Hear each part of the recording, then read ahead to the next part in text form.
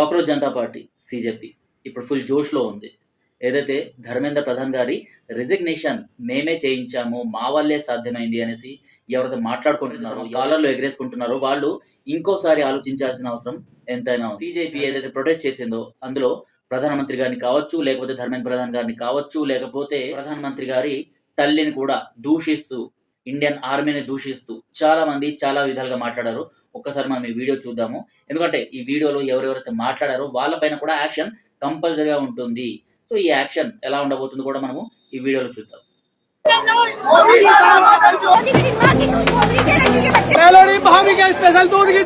Indian army మాకి చూసారు కదా ఈ వీడియోలో ఒక్కొక్క విధంగా, అంటే ఒకరు ఆర్మీని దూషిస్తే ఇంకొకరు హిందూ ధర్మాన్ని దూషిస్తున్నారు, మరొకరు ప్రధానమంత్రి గారి తల్లిని, ఇటు ధర్మేంద్ర ప్రధాన్ గారిని అండ్ దేశాన్ని ముక్కలు చేస్తాము అనేసి ఎవరైతే వాయిస్ లో రేస్ చేసిండ్రో వాళ్ళకి సపోర్ట్ చేస్తూ, అంటే ఉమర్ ఖలీద్ అండ్ షార్జిల్ ఇమామ్ ని సపోర్ట్ చేస్తూ అసలు వీళ్ళ ఎజెండా ఏంటో అనేది కూడా మనకి ఇక్కడే క్లియర్ కట్ గా తెలిసిపోతుంది. ఏదైతే ఉద్యమం సాగిందో అండ్ ఏదైతే ఇప్పుడు కాలర్లు ఎగరేసుకుంటున్నారో నిజంగా ఇది విద్యార్థుల ఉద్యమమేనా అనేసి ఇప్పుడు డౌట్ వస్తుంది. ఈ డౌట్ ఎందుకు వచ్చింది అంటే ఈ ఉద్యమాన్ని నడిపించింది విద్యార్థులు అనేసి చాలా మంది నమ్మి గుడ్డిగా మోసపోయారు.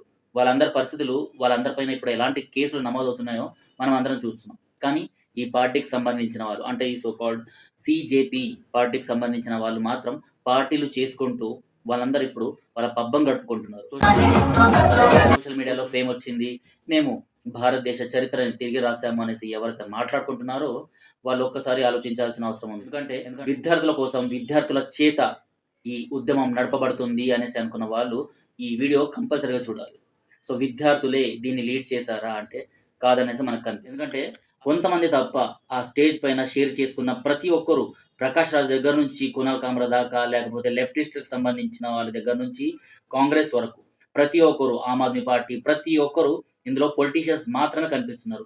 విద్యార్థులని ఎవరినైనా అక్కడ స్టేజ్ పైకి రానిచ్చారా లేదా అనేసి మనం ఒక్కసారి ఆలోచించాల్సిన అవసరం ఎంతైనా ఉంది.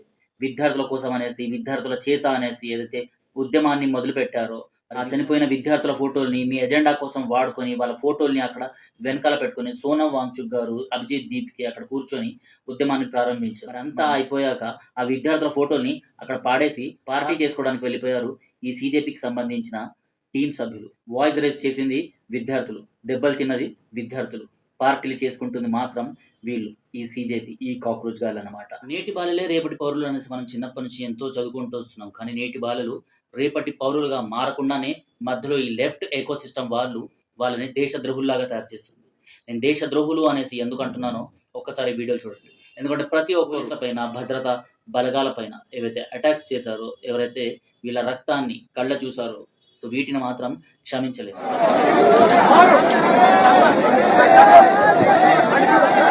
పోలీసులు ఉండేదే చట్టాన్ని రక్షించడానికి, మనల్ని రక్షించడానికి, అంటే విద్యార్థుల్ని రక్షించడానికి పోలీస్ బలగాలు అక్కడికి వచ్చారు. ఎవరైతే నెల రోజుల పాటు విద్యార్థుల ఈ ఉద్యమానికి సపోర్ట్ చేశారో అలాంటి పోలీసుల వాళ్ళపైనే వాళ్ళ రక్తాలు కళ్ళ చూసేలాగా అటాక్స్ చేశారన్నమాట. ఈ సో కాల్డ్ ప్రొటెస్ట్ కోసం పర్మిషన్ తీసుకుంది కేవలం జంతర్ మంతర్ వరకు. కానీ ఆ తర్వాత విద్యార్థుల దారిని మళ్లించారు. పార్లమెంట్ వైపు వెళ్ళి పార్లమెంట్ పైన దాడి చేసేలాగా అఫ్జల్ గురు అండ్ టీం ఎలా అయితే ఒకసారి దాడికి కుట్ర పన్నారు, అలాంటి కుట్రలే ఈ సీజేపీ పన్నింది అనేది ఈజీగా మనకు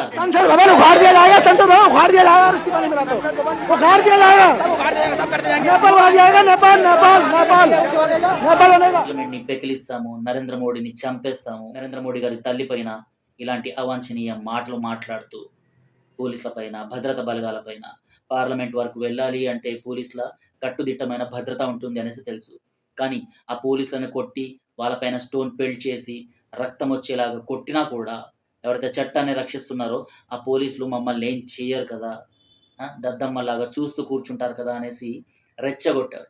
రెచ్చగొట్టిన తర్వాత ఏమయ్యాయి, ఎన్ని కేసులు ఒక్కొక్కరిపైన పడుతున్నాయో కూడా మనం ఆలోచించి. విద్యార్థుల ఉద్యమానికి నేనైనా ఎవరైనా వ్యతిరేకం కాదు. కాకపోతే ఈ ఉద్యమాన్ని లీడ్ చేస్తుంది ఎవరు, ఈ ఉద్యమ దిశ నిర్దేశకులు ఎవరు, వాళ్ళపైన ఇంతకుముందు ఏమైనా కేసులు ఉన్నాయా, లేకపోతే వాళ్ళ వెనకాల ఉన్న ఎజెండా ఏంటి, వాళ్ళ వెనకాల ఉన్న రాజకీయ నాయకులు ఎవరు అనేసి కూడా అర్థం చేసుకోవాల్సిన అవసరం ఎంతైనా. ఎనీ యాంటీ ఇండియన్ రెటారిక్, భారతదేశాన్ని విచ్ఛిన్నం చేసి ఎలాంటి రెటారిక్ అయినా సరే మీరు ఖండించాలి. ప్రభుత్వానికి సంబంధించిన ఆస్తిని మేము నష్టం చేశాము, ప్రభుత్వానికి చావుదెబ్బ కొట్టాము అనేసి ఎవరైతే కాలర్లు ఎగురవేసుకుంటున్నారు కదా, సో వాళ్ళందరికీ చెప్పేది ఒకటే, మీరు నష్టపరిచింది కేవలం ప్రభుత్వ ఆస్తి కాదు, అదంతా మన ట్యాక్స్ మనీ. సో ఈ ట్యాక్స్ అంతా పడేది మన పైనే. సో మనం ఆలోచించుకోవాలి, మనము ఎవరిని నష్టపరుస్తున్నాము అండ్ ఎవరు నష్టపోతున్నారు అనేసి. ప్రజెంట్ సిచ్యువేషన్ చూసుకున్నా కూడా జంతర్ మంతర్లోని ఆ చుట్టుపక్కల ప్రాంతాల్లోని ఏ ఒక్క ఏరియా కూడా సేఫ్గా లేదు అనేసి కనిపిస్తుంది.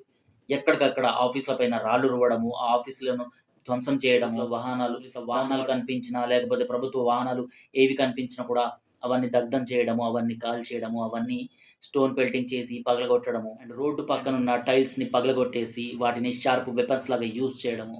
రాజీనామా చేయమన్నారు, సరే రాజీనామా చేసేసారు. రాజీనామా చేసిన తర్వాత ఒరిగిందేంది అనేసి నేను ప్రశ్నిస్తున్నా.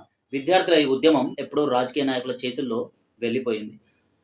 స్టేజ్ మీద రాజకీయ నాయకులు తప్పించి విద్యార్థులు ఎవ్వరూ కనిపించలేదు.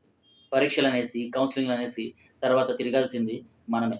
ఇవన్నీ మర్చిపోయి ఎవరికి సపోర్ట్ చేస్తున్నామో, ఎవరికి సపోర్ట్ చేయకూడదు అనేసి ఇలాంటివన్నీ మనం పక్కన పెట్టేసి ఈ లెఫ్ట్ లాబీకి సంబంధించిన ఊబిలో విద్యార్థులందరూ కూరుకుపోయారనేసి అయితే ఈజీగా అర్థమవుతుంది. ఎందుకంటే స్టేజ్ మీద కనిపించిందంతా రాజకీయ నాయకులు. వాళ్ళు వాళ్ళ పబ్బాన్ని గడుపుకోవడం కోసము, వాళ్ళ రాజకీయాన్ని నడపడం కోసం మాత్రమే విద్యార్థుల్ని వెపన్ లాగా యూజ్ చేసుకున్నారనేసి అయితే ఎప్పుడైతే విద్యార్థులకు అర్థమవుతుందో అప్పుడే మన భారతదేశాన్ని మనం పునర్నిర్మించుకోగలం. ఎందుకంటే రాజకీయ నాయకులు వాళ్ళ రాజకీయాల కోసం మాత్రమే విద్యార్థుల్ని ఉపయోగించుకుంటారు. నిజంగా ఇది జెన్యూన్ ఉద్యమం అయితే ఇలా ఉండేది కాదు. ప్రొటెస్ట్ల నడుమన పోలీసుల పైన, ఆర్మీ పైన, లేకపోతే దేశం పైన ఇలాంటి మాటలు ఎవరు మాట్లాడే వాళ్ళు కూడా కాదు. విద్యార్థుల్ని పావుల్లాగా వాడుకున్న ఈ రాజకీయ నాయకులు, ఆమ్ ఆద్మీ పార్టీ కావచ్చు, కాంగ్రెస్, వీళ్ళని ప్రతి ఒక్కరూ ప్రశ్నించాలి. ఎందుకంటే ఆమ్ ఆద్మీ పార్టీకి సంబంధించిన బి టీమే ఈ సీజేపీ అనేసి మనకు అర్థమవుతూనే ఉంది. ఈ సీజేపీకి సంబంధించిన పెద్ద పెద్ద నేతలు అనేసి మనకి ఎవరైతే సోషల్ మీడియాలో అండ్ న్యూస్లలో కనిపిస్తున్నారు కదా, వీళ్ళందరికీ ఎప్పటినుంచో కాంగ్రెస్తో అండ్ ఈ ఆమ్ ఆద్మీ పార్టీకి సంబంధించిన నాయకులతో సంబంధాలు ఉన్నాయి. వాళ్ళందరూ కలిసికట్టుగానే ఈ స్కెచ్ని రూపొందించారు అనేసి అయితే ఈజీగా అర్థమవుతుంది.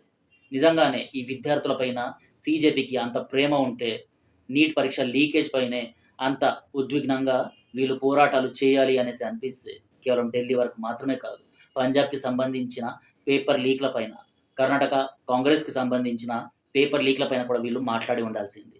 కానీ వీళ్ళు అలా మాట్లాడమని ప్రశ్నించిన మీడియా వాళ్ళు ఉన్నారో వాళ్ళకి ఎలాంటి ఆన్సర్లు ఇవ్వకుండా దాటేశారు ఈ సీజేపీకి సంబంధించిన టీం సభ్యులు.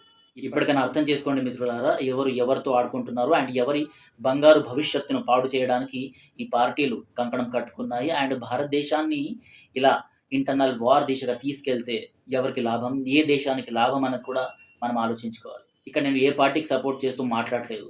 ఏదైతే పేపర్ లీక్ జరిగాయి, బీజేపీ ప్రభుత్వం దీనికి సరిగ్గా ఆన్సర్ ఇచ్చి ఉంటే ఈ ఉద్యమం ఇక్కడ వరకు వచ్చేది కాదు. కానీ బీజేపీ ప్రభుత్వం కాస్త లేట్ చేసింది అనేసి అనుకోవచ్చు. లేట్ అనే అంశాన్ని బూచిగా చూపిస్తూ ఈ దేశంలోనే ఇంటర్నల్ వార్ దిశగా తీసుకెళ్ళడానికి వీళ్ళు సక్సెస్ అయ్యారు అనేసి అయితే మనకు ఈజీగా కనిపిస్తుంది. అండ్ ఈ ఆమ్ ఆద్మీ పార్టీయే సీజేపీ అనేసి కూడా తేటతెల్లమవుతుంది.